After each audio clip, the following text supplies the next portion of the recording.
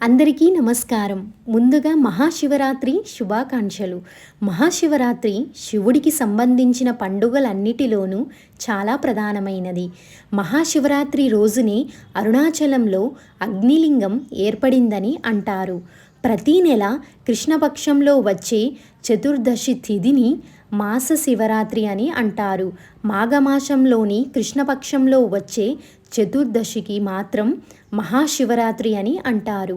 మహాశివరాత్రి రోజున ఉపవాసం, జాగారం మరియు శివార్చన చేసిన వాళ్ళకి పునర్జన్మంటూ ఉండదని శాస్త్రం చెబుతుంది. మహాశివరాత్రి రోజున శివపార్వతుల వివాహం జరిగిందని అంటారు.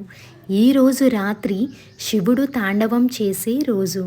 అంతేకాదండి, సాక్షాత్తు పరమేశ్వరుడు లింగ రూపంలో ఉద్భవించిన రోజు కాబట్టి ఈరోజు శివయ్యకు పంచామృతాలతో నీళ్ళతో అభిషేకాలు చేస్తారు. ఓం నమః శివాయ.